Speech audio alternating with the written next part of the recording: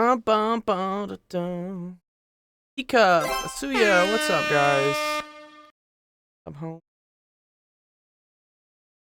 Turn on my screen. We're live.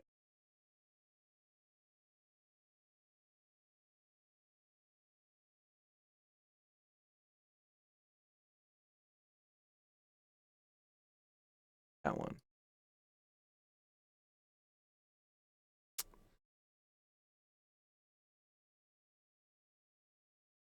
Nice. All right. Ika, Busch Gardens is tomorrow, right? Not tonight. What's up, Grim? I like Grim's questions. Grim had some good questions today. Very good questions, Grim. Grim, I said you could speak. There you go. Are you saying I never ask good questions? Are you saying that my questions are insignificant most of the time? No, that's you projecting your own insecurities on yourself, dog. Which one did you like the most out of all my questions? Ooh, that's a good question. Well, let's go through some of them. Yeah, I gotta do a lot of questions today, and I do have to cut this at like an hour, 5 minutes at the teach. So let's. What's up, Nick? Dude, good to see you, bro. Look in common area if you didn't already. Oh, there's a lot of things. ¿Qué Says I want empezaste some ahora, wings. Nick? Cool. What, Midnight Ghost Hunt? That looks cool. Yeah, I'm down to always try like new games stuff. Yeah, it's actually really cool. I sent you on top is the trailer for it. Sick. Okay, yeah, we can check that out. Yeah. I like all the new games. All right. It's really cool. It's a 4v4.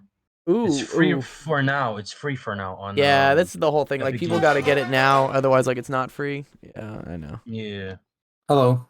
What's up, Ramton? How's it going, dude? How's it going? I'm glad you're here. Yeah, because they're someone's asking about like quantum field theory stuff, and I'm like, yeah, what? No. Like, I don't know that. Did you get a haircut? No, I just showered. Oh, Ooh la la. no, but like your hair looks Ooh. shorter.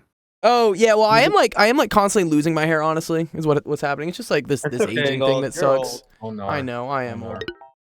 You guys say nice yeah. things on my grave, please. Yeah, cool. All right. He gave us free things. Let's They go. gave us 3 things. Sucks that he left. He can't give us anymore. But yeah, no, my hair is wet, so that's why it looks short. When it dries, it gets poofier. Grim, whatnot. what did you do to him? Okay, Oh, cool. it's like, I just jumped him, that's why. My bad. Pug says I No. called it bald. I'm not bald yet. No, I'm not there He's yet. bald. Oh, yeah, I'm no, bald. pero... I have Yeah, done it custom before. made. I have shaved my head completely before. I did it for one Halloween. Why? Has anyone seen Mad Max? No. No? Oh man, dude. Oh, I gotta show you. You guys don't know what Mad Max is, dude? Oh, was No. it Mad Max War Boy? Dude, this is an awesome movie, dude. I went as one of these creatures. What the the War Boys, the War Boys from Mad Max. You guys should watch it. It's a pretty good movie. It's a pretty good movie. It's kind of like dystopian. Anyways, this is a remake of an old one. All right, we got a lot of questions. Let's go through them. I'll start off. All right, welcome everyone to the Golden Hours AMA podcast. My name is Dr. Gold. I'm joined here by Professor care what you Ramton and the other students and everyone we have. Wow, Elwin gifting some subs, dude. Thank you, bro, dude. Making it rain today, dog. Hell What yeah. did I even gift it to? Oh, You Dark gifted it. Aztec. You gifted it to Nick. Guess I really am doing the peace treaty. You are, dude. I appreciate it. Oh yeah, daddy. You're Oh yeah, welcome. daddy. Yo. Should I thank him? Yes, you should. Be You nice already to each did. other. Yeah. Okay. You already did. Here we go. All right, Grim. Let me go Dang. through your question first because I like yours. You have a bunch here, but let me do 1 or 2 of them. And Yes, then I got the third tier or whatever. Oh, nice. Third month. Let's Oh, go. yeah, 3 month. Good Please, job, no dude. one give me anymore. I want the 3. You like the 3? Yeah. Yes. Okay, so Grim asks, what is the best way to work out and bodybuild in your opinion? Oh, okay, cool. Well, these are 2 different things. Like working out and bodybuilding are kind of Yeah, both. I want to know both. You want to know both? Okay, cool. I think you're a little young to do bodybuilding. Bodybuilding is actually kind of not the healthiest thing for your body because you're trying to like put on massive amounts of muscle that your body probably doesn't actually want. But they do it for like sport. And I have a couple friends that have done this. It's pretty cool. You know, it's not the worst hobby to have of like just getting like super jacked and like bulky. When But do you think you should start doing this? Yeah, okay, so that's a good question actually. I think it's never too young to exercise. So in terms of like running and like sports, basketball, whatever, you're never too young to that. And honestly, you should be doing that, from a young age, just to get cardiovascular exercise is great at any age. Lifting heavy weights, there's debates on this, but and again, I'm not a medical doctor, I'm just a doctor of physics. But my opinion on that is you shouldn't be lifting heavy weights until you're probably over 16. I would say maybe closer to 18. Because you don't want to, your body's doing a lot of things in terms of growing between like the ages of like 12 and 18, and you don't want to like stunt your growth. I know there's some studies that disprove this, but whenever I have kids, I'll tell them they can start lifting when they're 16. That's what I would say. And it's something you want to start out kind of light, Just to be safe. Just to be safe. I mean, don't use it as an excuse of like, I never need to work out, Like, again, you can do cardio at any age. That's okay. But lifting heavy weights, I would start around probably like 16. That's what I did. I started around 16 or 17. It helps if you have a parent that'll show you. My dad was kind of into like weightlifting, so he showed me how to do things. That's really cool. But you guys have YouTube, which is awesome. You can literally YouTube whatever workout, like you can say beginner chest workout. Why use YouTube when we have gold? Because I can't be here all the time, right? One day you guys will be saying some nice things to my gravestone. So like you need YouTube, Yo, my computer is dead, bro. All right. So Grim, but some general things. Okay. In terms of just general like getting fit and like looking good with muscles and whatnot, you're old enough. You can go for it. I would. Do you know about splits? Do you know about like 3-day, 4-day splits? No. Okay. So in general, you only want to work certain groups of muscles each day in order to get the best results. So they do what they call like a 3-day split is the common one I see. That's what I do actually. Chest, legs, back, and then you do cardio. Exactly. And you do cardio in between, yeah. Pull legs, I guess. Yeah, push pull legs is there's a couple of them. But yeah, this one, or upper body, lower body, core, that's another one. But in general, you don't want to try lifting weights day after day because you need a day for your muscles to recover and like grow. And if you keep doing that like day after day, you're not gonna see the best results. So I would good diet and sleep as well as like. Oh yeah, that's the one everyone ignores, Ramton. Right? Everyone ignores diet and sleep. They say, "Oh, I can just lift weights." Like, no. Yeah, it's Ramton's very right about diet and sleep. In terms of diet, if you're trying to build muscle, you want to, well, just in general, you should be cutting out like shitty carbs, like put down the Takis, put down the Pop-Tarts, No. I know, I'm sorry, but like you're not gonna gain. That's called like dirty bulking is what they call that sometimes. Where like, yes, you're getting calories, but you're eating garbage and you're gonna feel like garbage and it's not good for your body. But in general, you want to eat more protein. That's kind of the key building block of building muscle. My general rule of thumb is you want to eat 1 gram per kilogram of your weight. So I weigh gram per pound. Gram per pound? Okay, maybe that's. Yeah, I think it's a gram per lean mass. Gram per pound of lean mass. It's 1 to 2 grams of protein per lean mass, which like, because I remember when I was like, especially if you're depends also what you're doing. Like if you're cutting weight, you definitely want to be eating enough protein because you lose muscle mass. Exactly. But when you're like bulking, then you can always like adjust your diet and you're not like going down in weight, so you're not losing any muscle mass.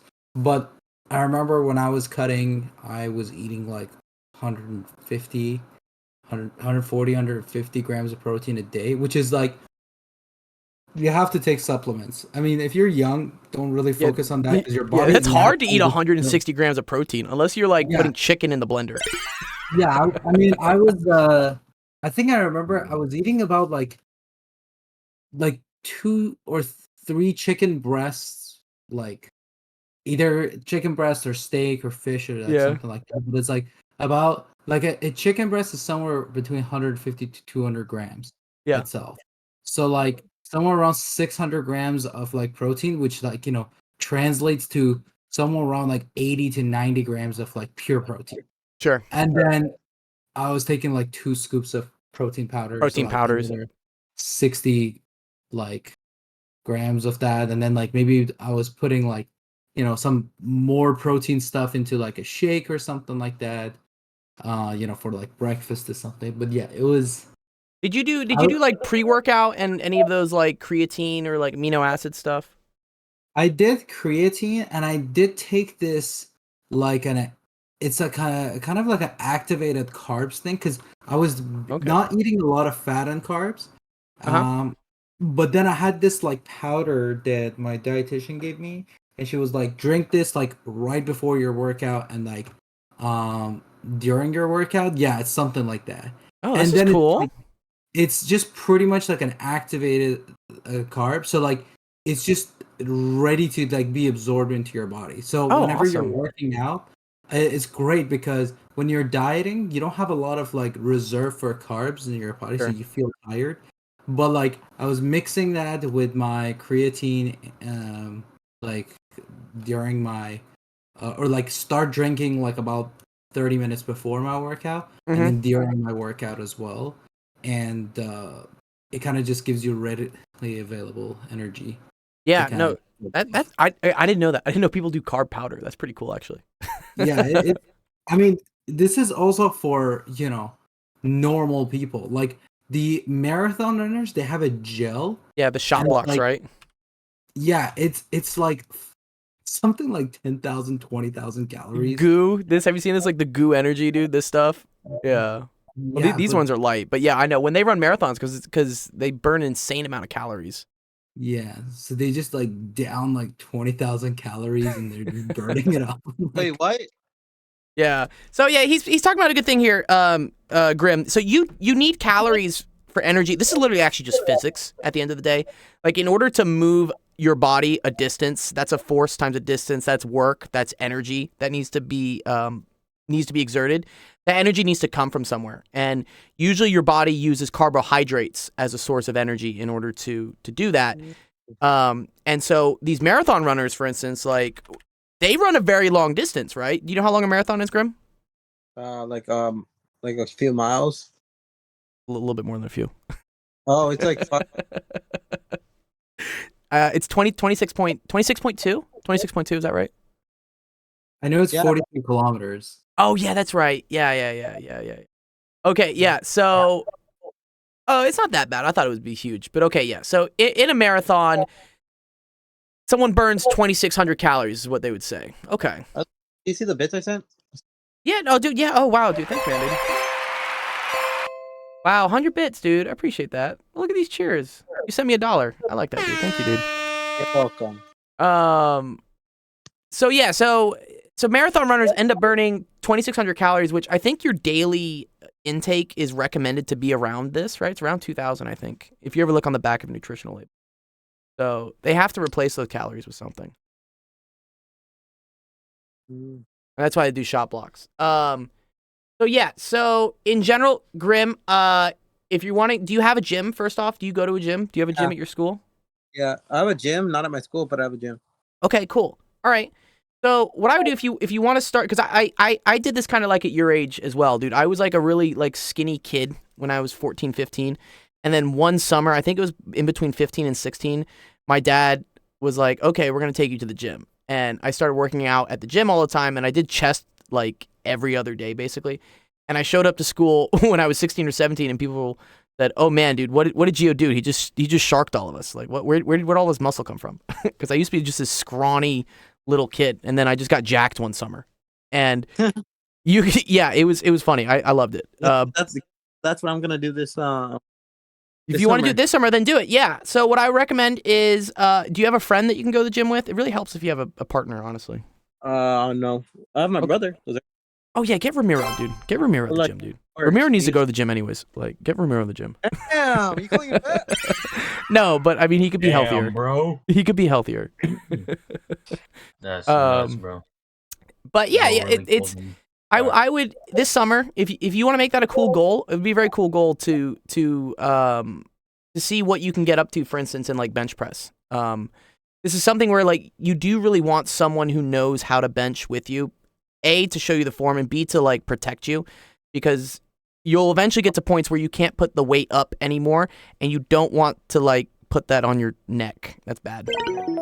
So this is called having a spotter, is what it is. It's good to have someone who can spot you. You can also go to the gym and just ask people sometimes. You can just be like, hey man, can you spot me on this? And then they'll come up and make sure you don't kill yourself. Doing kind of like bulking or cutting?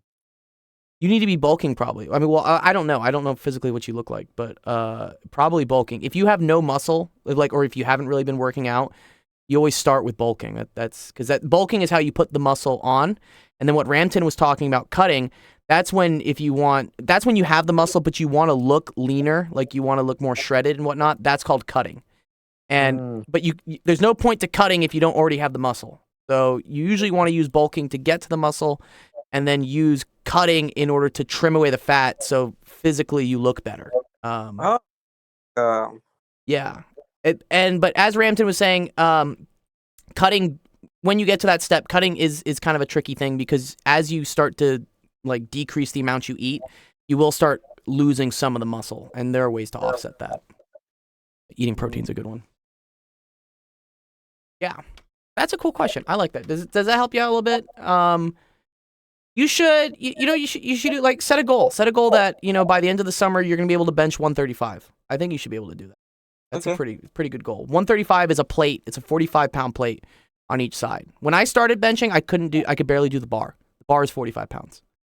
And then what you want to do is every week just put another 5 or 10 pounds on, and just like keep going up and up and up until the bar's easy. Good. Well, the bar is good to make sure your form is correct, because a lot of people do bench press wrong, and that's dangerous. Because you can tear your rotator cuff. I know tons of friends that have fucked up their shoulders, like, because no one taught them how to bench properly. So yeah. They know that risk of that is high, so I always did dumbbells. Oh, so, that's like, smart. If you don't have a spotter, do dumbbells because of the weight. First of all, the thing is, like, you will both of your sides will be working equal amounts, because you can't shift the weight to the other arm. So you would find like more like a, I guess, consistent way that your muscles will grow on both sides. And 2, worst case scenario, you can just like open up your arms and just drop the thing. Yeah. I mean, you can still, I mean, twist your arm if you're not doing it properly. Yeah. But there's less risk. Like, you're not gonna choke, and like, don't drop the dumbbell on your face also. But I think that Oh, I already messed up. Sorry. Yeah, dumbbells run like a lower risk, and also it kind of pushes you to keep your form proper, Right. because it's not like one solid object. You can't be compensating. You can't. Some people do this thing where one side will be stronger than the other, and they'll start like compensating, and it's bad. Actually, yeah. Exactly. Ramton brings up a very good point. Yeah, you should actually, probably just do dumbbells, especially if you don't have any friends to like go to the gym with. Yeah. Honestly, I feel like dumbbells is just better than bench It probably press, is, honestly. Yeah. like in every way possible. Like, So maybe you've it's just getting yourself to that position is going to be a little bit more difficult, which means that you can bench press probably more than dumbbells, but like it kind of depends. Like, I was never trying to like be like super strong. I wanted to always like build muscle, because like I always did sports, so the only muscle I was building was for practical purposes. So I didn't want to get too big ever, because it would slow You me turn into down. a cloud, dude. I have some friends that literally look like a cloud man. They're crazy. I'm just like, what? Yeah, and it's good. It's good for, honestly, dude, going to the gym is like, I went to the gym an hour ago, dude. The gym's the best. It's one of the best things you can do for yourself, because it improves your health, which then improves like your mindset, and then really helps also with like self-esteem and confidence, which then helps with depression, which then helps with just anything in life. So, I say to a lot of people when, they say that I'm sad, I'm depressed, or, I don't, whatever. I'm just like, go to the gym. Just go to the gym. You'll figure it out. Yeah. It's a great thing. I'm biased, but I'll say martial arts is like, oh yeah, like, martial arts is dope. That's one thing I would recommend, because it's like, you kind of are learning a skill. It's like, it has its uses. It's fun. What martial art did you do, Ramton? I did Muay Thai, Ooh. and a little bit of Jiu-Jitsu. Okay. I did judo when I was in high school. No Oh, one Muay wants to- Thai's. No one wants to what? No one wants to Golden what? Ramton. No one wants to fight Golden Rampton. Oh yeah, right. Yeah, fight me, dude. Rampton created it to one form, like square. Yeah, Muay Thai is cool, man. Yeah, martial arts are great. If you have a gym next to you, and also if you can afford it. Sometimes these things become expensive. I want to. But yeah, these are useful things to learn too. You know, self defense is great. You know, especially I don't know where you live in Houston, but I remember you saying it wasn't the nicest place. So probably good to know some self defense. Yeah. Yeah. Okay. Cool. So yeah, all right. That kind of answers your first question. I'll do the engineering one later. What year are you? Are you a sophomore? I'm gonna become a junior next year. Okay, that's awesome, dude. That's dope. Yeah, don't worry about the like what type of engineer you need to be yet. That's kind of more like something you'll worry about when you're a junior or a senior. Just worry about being able to get into engineering school at this point. Okay. And Question? the best way to get into engineering school is to have good grades. So like focus on that. Okay. And then also, a lot of yeah. engineering courses like start off similar. Like a lot of universities don't have you actually declare which engineering you're in as long until like second year. So like first year you're taking a bunch of like general stuff. I think the question is like, do you want it to be like more like like hands-on, or does it want it to be the programming kind of thing? Because those two things seem to be in like, you know, a little bit like complete different branches. But you know, if you're in like there's the electrical part where you can go to robotics, electrical, computer engineering, right? Yeah, computer engineering, all that stuff. There's the programming side, and then there is the mechanical side where there's like the, you know, mechanical engineering, chemical engineering, Civil engineering.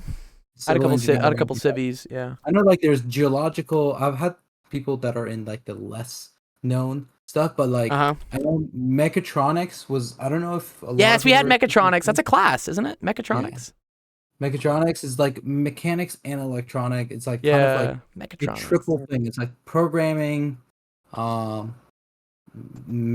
mechanics, robotics, electrical. So that one's like a pretty tough one, but and then yeah, because I've heard, I think that one, software and nano are like the new hot topics. Top three, hot topics and like the hardest ones. I wonder what AI will be. Will AI development, you think, be in computer science basically within that degree major?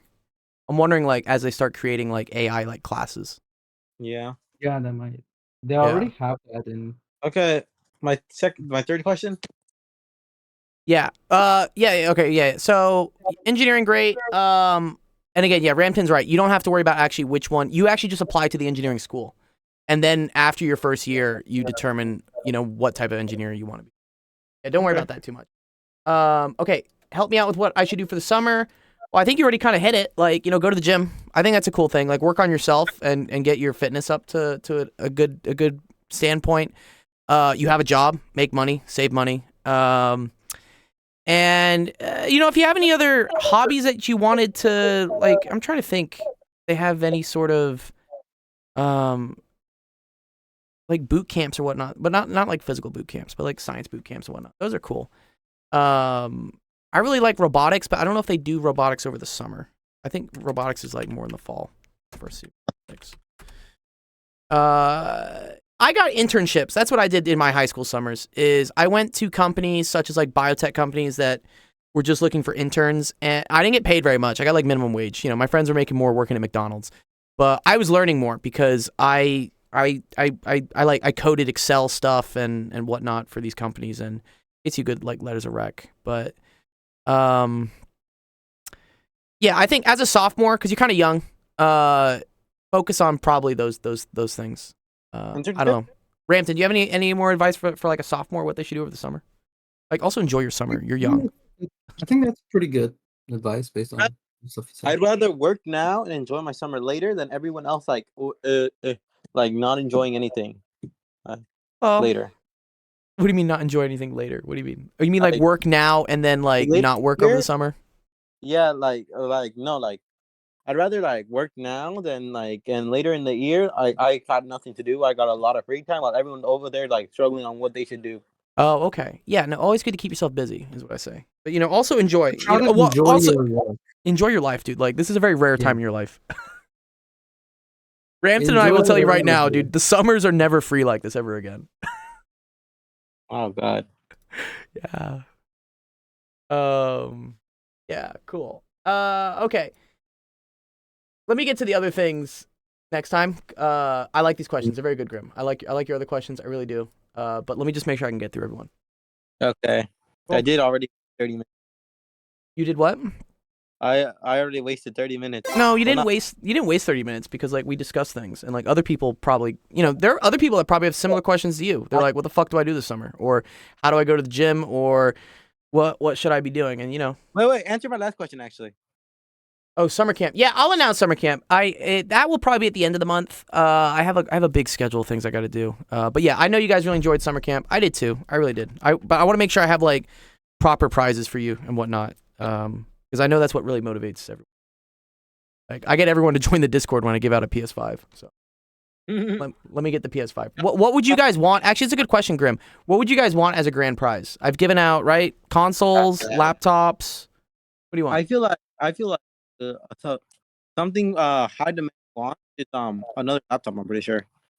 Yeah, I think another laptop. Yeah, I think everyone would like another laptop. I was thinking about maybe also doing maybe a gaming PC, like a desktop. But I don't know if I can also get you guys the monitor too and everything. Like, it just becomes a lot of money. Yeah. But I can at least get you like the gaming PC. A high amount of like the students would want that. Would want what? Sorry? Laptop. Yeah. Except- Can't give them. Okay. I was just reading the question and it just kind of reminded me of something that happened in high school. Yes. there was one time that we had like a semi like career fair or whatever. It was the academic advisor just talking to students and everyone in class, and he was like, Yeah. "Oh, who wants to be engineer? Who wants to do this?" And there was like one of the kids who was like the class clown, and Yeah. like he would always do stuff. And so he like looked at him. He was like, "What do you want to be?" And then he like thought about it for a few seconds and with like the most serious face and tone. It was like, "I want to become a cab driver." Oh my lord. And the guy was getting so triggered, and he was like, "No, I love driving. I love talking to people." Like he was making good arguments and just pissing off this Oh my god. academic advisor, and we just watched him just completely Melt. break down this advisor. Dude, we need cab drivers, dude. We need people to drive the cabs. They don't drive themselves. Not yet. Yeah, like, he was trolling, but the thing was like he was doing such a good job of making Yeah. good arguments Yeah. that it was good to argue back at him. I was like, he was making good points. Oh, I love that. Dude, those career fairs. Dude, they told me I needed to be an actuarial science person. Basically like a glorified like data entry person is what my test said I was going to be. I was like, okay.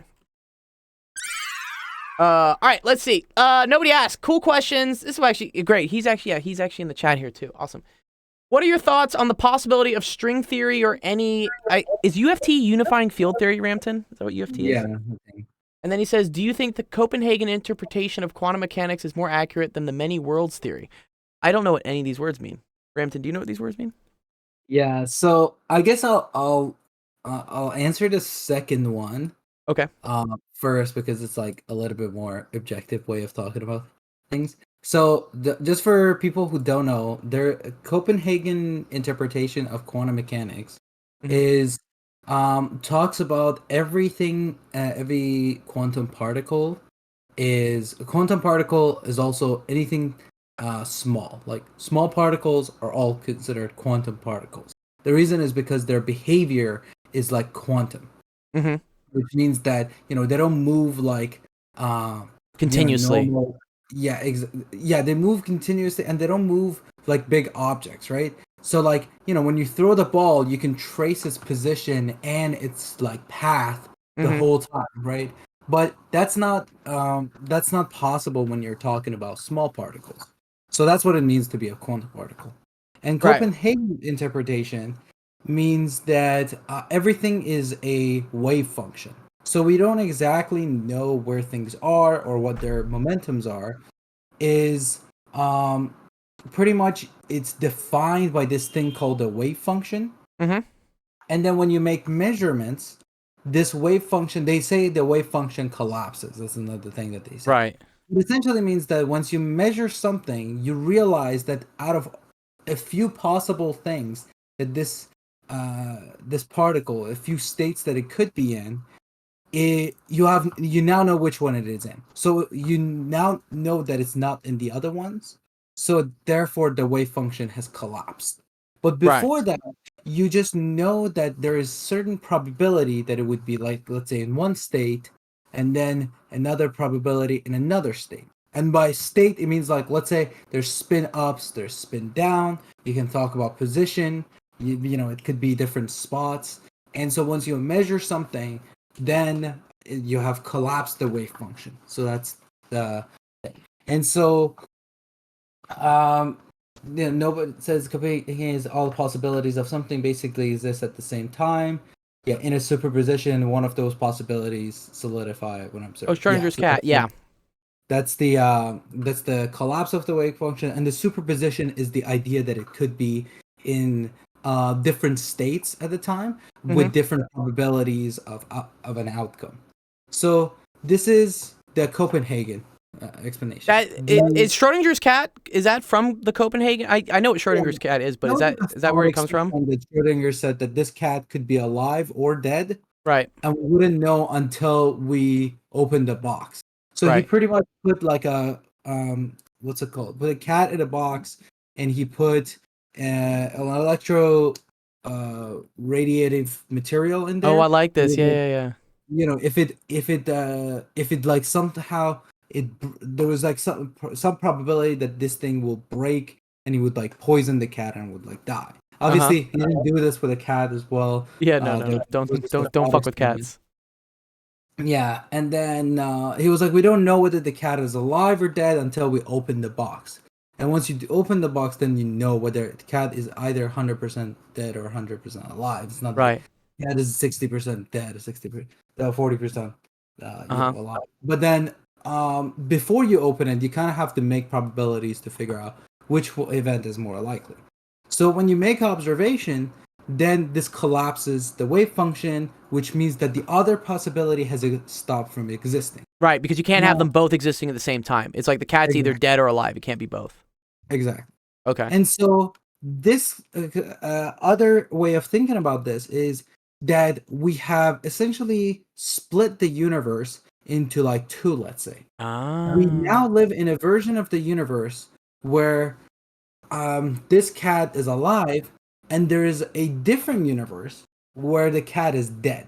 Oh, wow. And we wouldn't be able to tell because, there's no other way to make measurements outside of the universe, or none that we know of.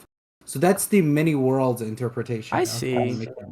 But like every decision is creating like another alternate reality or alternate universe, like timeline. Oh, wow, that's super cool.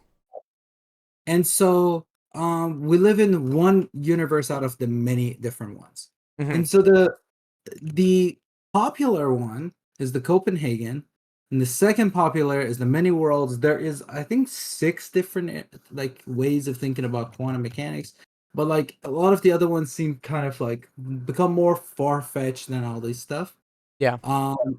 But these are 2 viable options. Like either of these 2 things could be true, and because we can't really live in an alternative universe, or we can't turn back time, run the same experiment like a bunch of times, and figure out like 40% of the times that we do this experiment and ends up being one thing, and then 60% ends up being the other thing.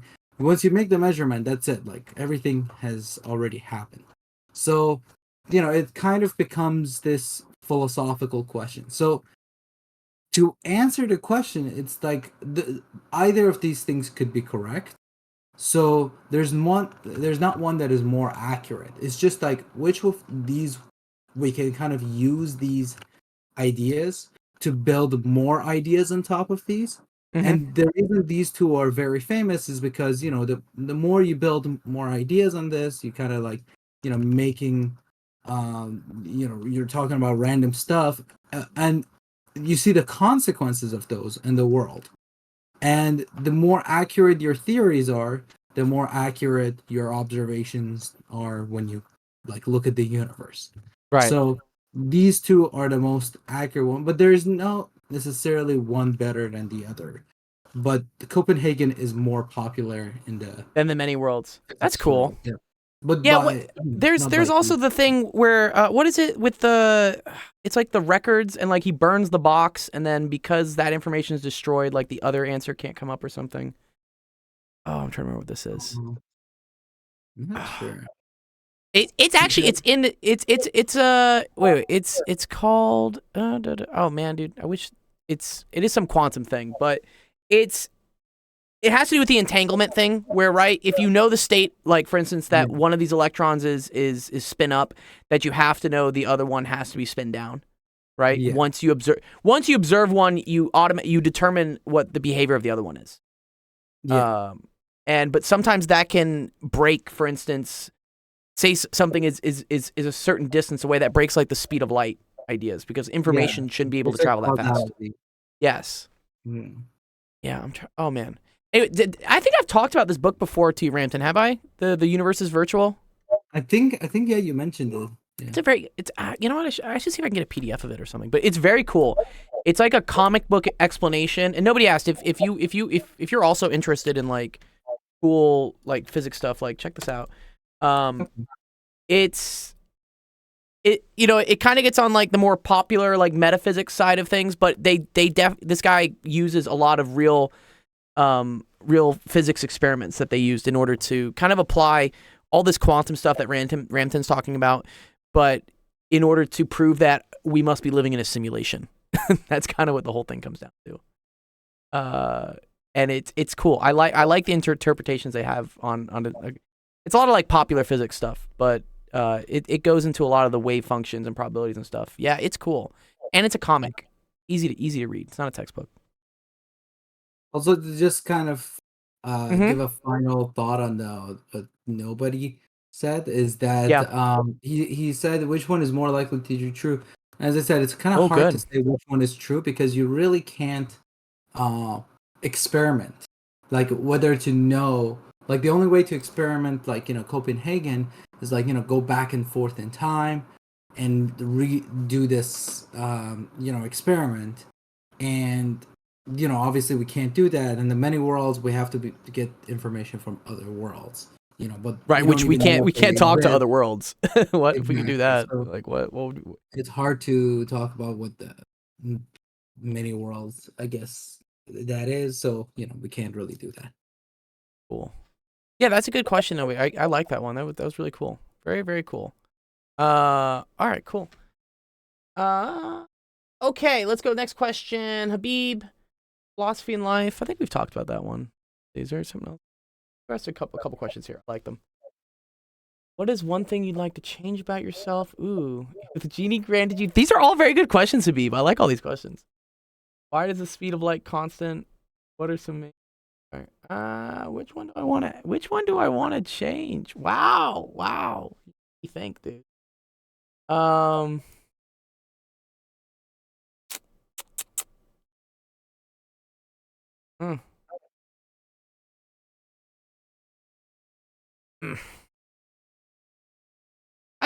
I'm gonna go with the soft one. I'm gonna go with 4, just because the other ones I could go really deep for like hours and I don't want to. But yeah, save them for next time. I like them, Habib. Habib says, "Why is the speed of light constant?" That's actually a good one. Rampton, why is the speed of light constant? What's your theory on that? It's just kind of like the laws of nature, I guess. That's just how nature behaves. And like when we mean the speed of light is constant, that goes even further. It means that the speed of light is constant in any what we say is like reference frame. Even if a frame is moving, the speed of light is constant. Like it doesn't change. Because actually, it's funny. I was just teaching a student on this. The thing that really illustrates it is that usually what we call like a Galilean transformation for velocity. Say you're on a train and you're holding a rock. The train's going 50 miles an hour, and you throw the rock at 10 miles an hour. So, in relative to you, you see the rock only go forward at 10 miles per hour. But to someone else on the ground who's just watching you on the train, they would see 60 because they would see the 50 that the train is moving plus the 10 that you're throwing it at. What the speed of light being constant says is that no matter whether you're on a moving train or not on a moving train, everybody is going to see the speed of light as just the speed of light. And that that messes up a lot of traditional thoughts of things, classical thoughts, I guess. But why that is, Ramton, I think it's you said it's just how nature works, right? So one way of actually, I guess that's a really, I really like how you touched upon that, because I think the other way of thinking about it is what are the consequences of the speed of light being a constant? It's just the constant of it is a rule, right? And so what you said is let's say if you are moving really fast, what happens if you observe light? And so, as you said about the Galilean velocity addition, is that when you let's say you're on a train, you throw something and the train is going 40 kilometers per hour, then the thing you're throwing is 10 kilometers per hour in the same direction, then somebody would see that to go 50 kilometers per hour. And that's what happens when you're moving at very low speeds. When you're going at a very high speed, then things start to become a little bit weird. So, as you said, if I'm stationary, I see the light go at the speed of C, which is like 300 million, approximately 300 million meters per second. What if you're going 90% the speed of light? Do you still see the light go at 300 millions plus the additional one meters per second? Yeah. And the answer is yes. Now, why this happens is because of two different phenomena. So one is called the time dilation. And so how time passes for you is going to be different for rather than the person who is not moving. Yeah. So the time for the person who is whose velocity is high is actually ticking slower. So let's say for you, time ticks 3 seconds. For someone who is not moving, time ticks 5 seconds. And right. So, but here's the bigger thing is that if you look at your watch, seconds go like this, 1, 2, 3, 4. Do you see them go slower? No, you actually see them go exactly how you would expect them to do. It's almost like as if your brain, your experience, everything has slowed down the same amount. So for you, everything seems normal.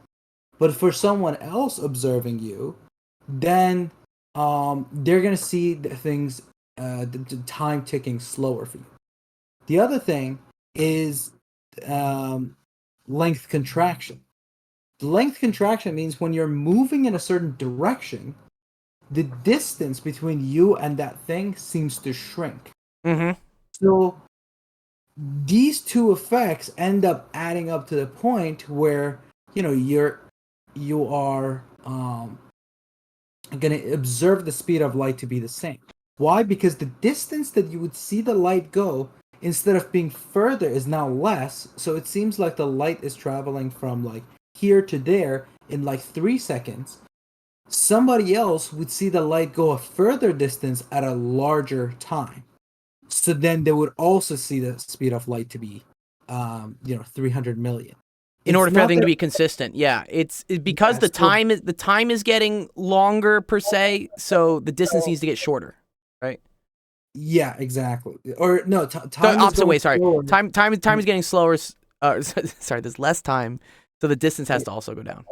Yeah, and this is only visible when you are when somebody moving close else to the is speed of observing. light. Yeah, exactly. Yeah, and then when somebody else is observing you, because when you move really fast, you actually really can't tell like how fast you're moving. And this is one of the principles of relativity, which we can later talk about a little bit. And it's that, when what's it called? You wouldn't be able to tell whether you're moving or not, because you moving right to a person looks like you're moving right, but it looks like they're moving left. So this is right, the whole relative idea of relativity. Yeah. Is that it just you don't, if you're moving with a constant speed, you wouldn't be able to tell which person is moving. We always have a reference frame of like the background stars. This is what we consider as to be like the stationary, but even the stars are moving. So everything's moving. really The universe is expanding. Like everything's going everywhere. So like it becomes hard to keep track of. Yeah, English Lessons has a good question. He says that different gravitational pulls affect time dilation as well. Yeah. So there is So gravitational is like you can explain time dilation, length contraction by just basic, math, like high school level math. You just need to know Pythagoras theorem and be good at some like algebra and like fractions and everything, so you can explain it. But then for general relativity, when we're talking about like things being like under the effect of gravity and everything, it's still the same exact math and formulas as special relativity. But the thing is, because we're moving through curvature of space-time, now every algebra turns into calculus.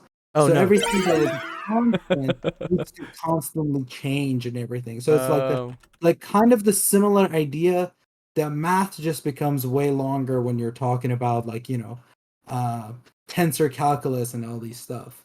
But the more you learn, it's at first it looks more confusing, but once you get it once you comprehend it, then it becomes a lot more clear actually. So it's kind of like that trade-off. Like you kind of put in the time, but once you get yourself going, then everything becomes. And you have the tools, and everything is a beautiful formula that just like works. Yeah. Yeah, taking this way back, this goes into, way like dumbing it down a lot. In high school, right, when they teach physics classes, they have two classes. They have AP Physics 1 and AP Physics, I think C is what it is. AP Physics 1 tries to do physics with just algebra, whereas AP Physics C allows you to use calculus. And while the calculus, right, is harder than algebra, I think it's honestly harder to describe physics with just algebra. A lot of the things don't make sense. Like you're just memorizing equations. Whereas with calculus, you have the tools to actually see how like it just all comes together with beautiful like integrals and derivatives. Exactly. Yeah. That's probably the same thing you're talking about with the space-time thing. We're like, up front, it's pretty hard to get all the math and everything right, but once you do, you have the tools to be able to understand everything.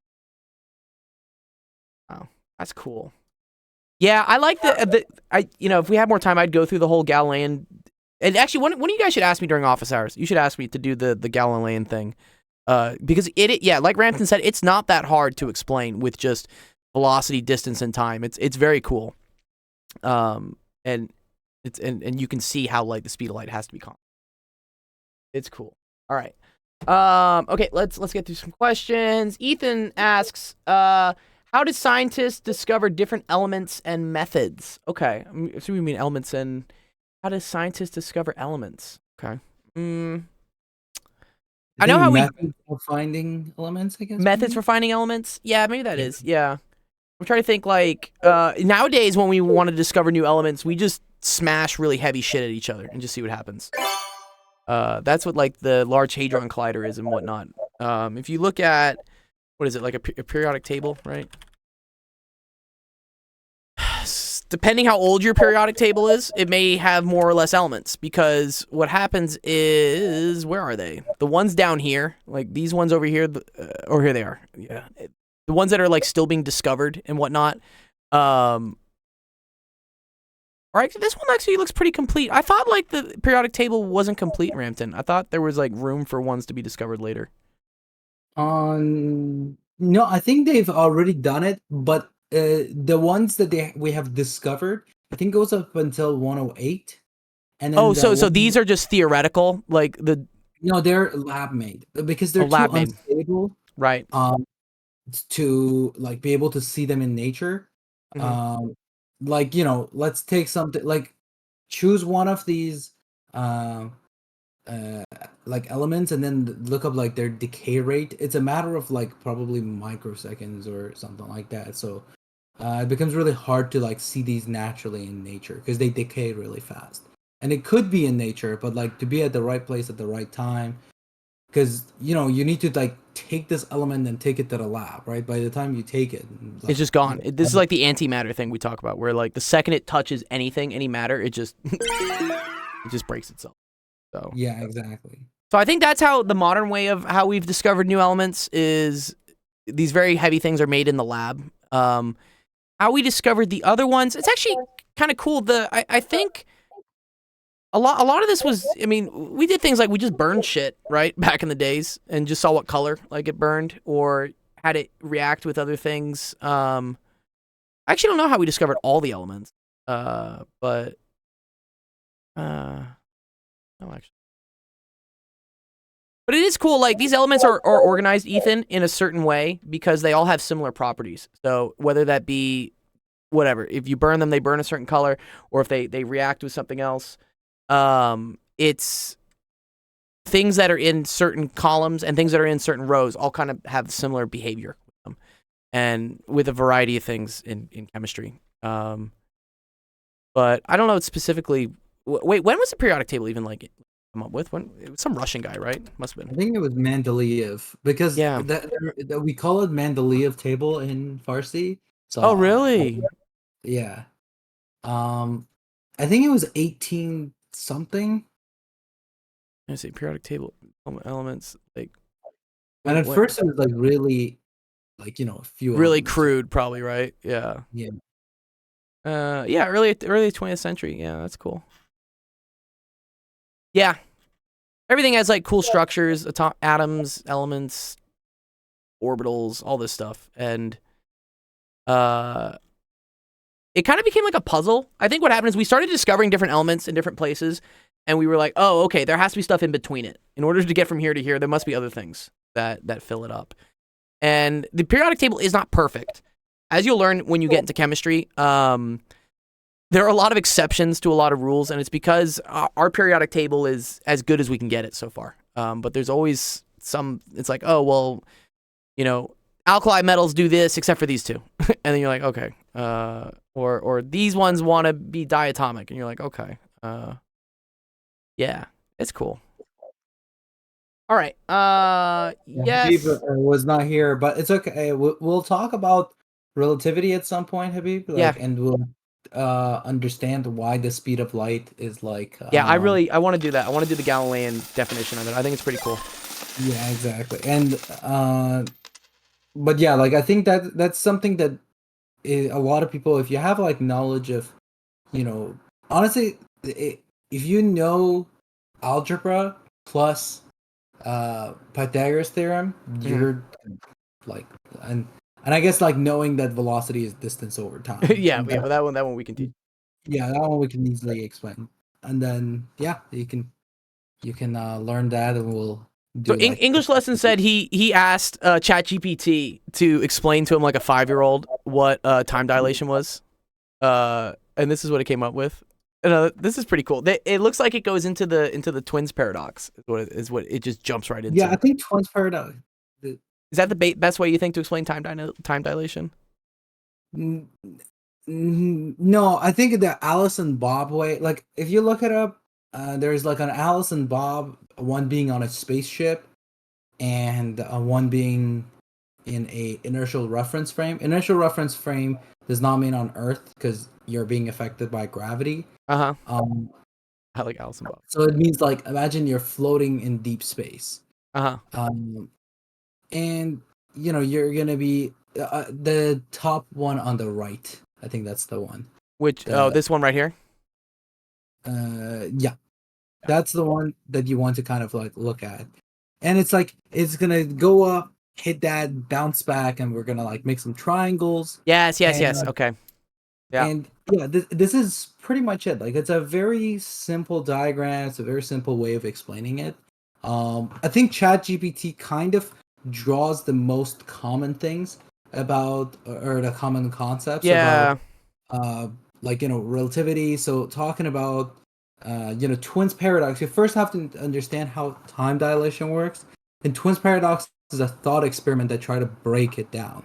Uh-huh. But it's not really it's not really a paradox because you will once we talk about it we will see, because in a Twins paradox you're assuming that you're not accelerating, but Right. technically there will be acceleration. Yes. So you will be able to know which one's a inertial reference frame. Yeah. Yeah, it's always because he has to turn around, and like the second the velocity has to change, there has to be an acceleration. Exactly, because you Right, and it first have screws to up the whole thing. speed up, and you have to turn around and come to a thing. Because the thing is, like, you'd be like, oh, what if this person was like passing by? Because I mean, as you said, the turnaround itself is gonna have an acceleration. Yep. And even if it wasn't for that, the way information gets passed along, if two things are moving at different speeds, you're gonna interpret the information differently. Yeah. Okay, cool. Let's see. I just want to make sure we get through everyone's. Let's do Teacup. What is the origin of the magnetic field of the Earth? Oh, this is cool. The magnetic field of the Earth is actually pretty dope. It actually, That's dope. it's what protects us from the sun. Like otherwise we would be like cooked. That would be no good, right? We don't want that. And that's called the magnetosphere, I think is what it is, right? Here. Yeah, this is super cool. So, first, I'll go into like why the magnetic field is important first, Teacup, and then we can go into like why we have a magnetic field. Magnetic field, which you guys know, like compass, that's how all the direction shit works and whatnot, is also very important in protecting us from all the radiation that comes off of the sun, and this is what's called like the solar wind. You have things such as coronal mass ejections, which are these really like wicked, like lightning storms kind of looking things that happen on the sun. And these release tons of particles, radiation energy that usually would kill us here on Earth, or it would at least wipe out all the electronics. But fortunately, we have a magnetic field around us that what happens is these energetic particles and whatnot that would come off the sun and usually destroy us, they get caught in this magnetic field, and then they get dragged off into what's called like the magnetotail. It's kind of like it's like a real life force field. We have a force field around the Earth that prevents us from dying from lots of things, which is very cool. Hello. Yeah, what's up, Ethan? What are you studying on? What are we doing? We're talking about magnetic fields. Magnetic fields. Also, did you do my question? We did. We just did it. We did elements. That's what we did. Yeah. Were you not there for it? Did you not hear it? Or not? As to why we have a magnetic field, it's actually flipped. It's flipped a couple times in the last couple years, hasn't it? The magnetic field, not the last couple years, but the last like hundreds of thousands of years. Couple years on a cosmic scale. Yeah, a couple years on a cosmic scale, at least, right? Every how long there's the magnetic field changes, and then the so it's cool. The magnetic field changes we know, right, from the rock formations in the Earth. Like we can, rocks are what we call paramagnetic or ferromagnetic, which means they're affected by magnetic fields, and we can see how things move at different rock layers in different directions. Be like, oh, the magnetic field must have switched. So like north became south and south became north. Why that happened, I don't know. That's actually kind of cool. Why did Earth's magnetic field switch? Because the North Pole used to be the South Pole. Okay. It just waxes and wanes. That's cool. But why?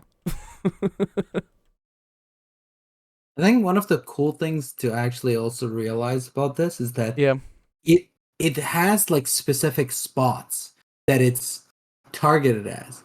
And I think this is like you think it has to do to the spin of the Earth? The spin of the Earth is what it is? I'm not sure exactly. But I think this is also like a cool thing about nature is that, we would see things actually be like a binary a lot of the times, right? Like Hmm. it's not a continuous, like, poles will never end up being like on England or something, right? Right. They'll always be like between North and South Pole, and they're gonna like switch and everything.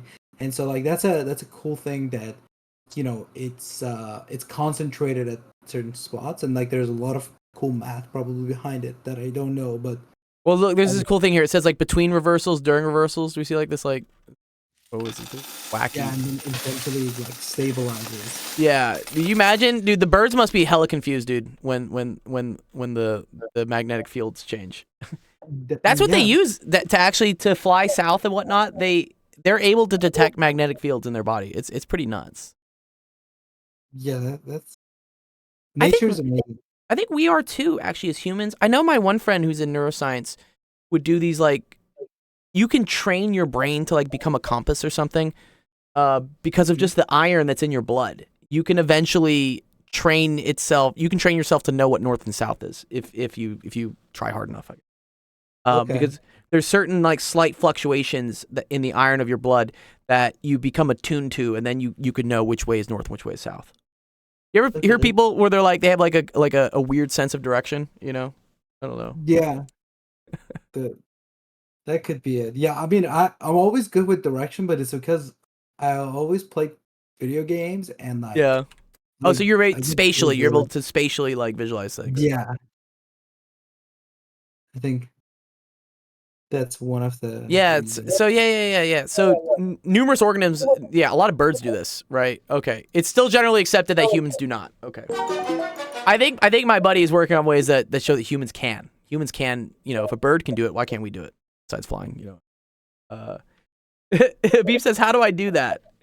I think what he does is it's a series of, it's kind of like just training, a series of like rewards if you get something right, and then eventually the body figures out, oh, that's the signals I'm looking for in order to detect it. It's pretty cool. Yeah. As to what generates the magnetic fields, I think it's the core. Does the core generate the magnetic field, right? Because it's iron. Radioactive heating and chemical differentiation. Okay, cool. Yeah, it's just like a reactor. It's just burning a bunch of shit in the center of the earth. Origin still... Yeah, I know the core is liquid iron, which is already ferromagnetic. Oh yeah, a dynamo. That's what it is.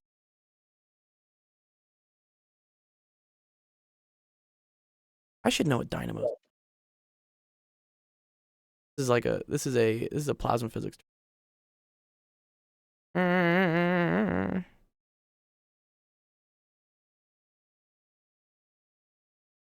Magnets in the dynamo start spinning. Okay. Uh-huh. Okay, here, this is cool. So the liquid metal that's flowing on the outer core generates current, right? Okay, cool. This is physics. If you have an electric current that is changing, that will create a magnetic field. Or actually, sorry, if you just have an electric current, it doesn't have to be a changing electric current. Sorry, it just has to be a current. That creates a magnetic field. So yeah, so you have this liquid metal that's like moving around in the earth, and that creates its own electric currents, and then that creates a magnetic field. This is an E&M concept, which would be cool. When you guys get to physics and you need help with physics, I'd love to go into this. It's pretty cool stuff. The laws around this, Maxwell's equations and whatnot. But yeah. Okay, let's see. Any other questions? I gotta wrap this pretty. Oh, that's cool. Nobody, you're going in for astrophysics. That's dope, dude. Cool, man. Keep at it. Okay. Cool. All right. I think that's everyone's questions. We went through everyone's questions today, and that's great because I do have to teach in like 10, 15 minutes. But all right, cool. Let's pick the winners for the best question. Ramton, what you want to pick one or two? What do you want to do? Yeah, I think I like the questions he says no. His name is nobody asked, so I have Yeah. to say I like the questions nobody asked. I like the question that nobody asked. Okay, no, nobody asked L&D. Yes, your question, which is cool. I liked. Yeah, you went in a lot into relativity, and whatnot. I enjoyed. I enjoyed. I know, Ethan. You will get picked. Don't worry, dude. I enjoyed Grimm's question. I really did with the fitness and whatnot. I thought that was very cool. Next time, Yes, sir. yeah, you had some cool questions, Grim. I appreciated all the fitness stuff, and it was a good discussion and whatnot. So yeah, let's spin these two. I like these. Let's go. I gotta go teach. Let's see Ethan who's gonna won. win. Who's gonna Ethan, win? It's Ethan. Oh, No, it's nobody. what? Good job, nobody. Congratulations, you won a free month of Discord Nitro. Good job, dude. Are we the only answer? No, well, no, you all answered, but I just had me and Ramton pick like our favorite one. We did. Oh, You're my favorite one. Rampton. No, I mean nobody has to ask some really good questions. I really enjoyed it. But okay, cool. I gotta run to go teach. Thank you everyone for coming to the Golden Hour AMA podcast. Had a lot of fun discussing these cool topics with you guys. You guys had a lot of really cool questions, and actually there are a lot of good leftover questions that I'm gonna still want to go through. So we'll do those for next week. If you're new and you found us here on Twitch, please join our Discord so you can participate in all these cool, fun things we do. We have a stream 3 times a week where we help you out with whatever math or science homework questions you have. This is kind of our more laid-back session that we just answer whatever question you're curious about. And also, Grim is close to getting mod again, swear. Yeah. So yeah, join our Discord. That's the best way to keep up with all the events and what we do. You can also, I think if you do scheduler, is that it? There you go. That's our schedule. Also, so when we stream the office hours, if you want help. Yeah.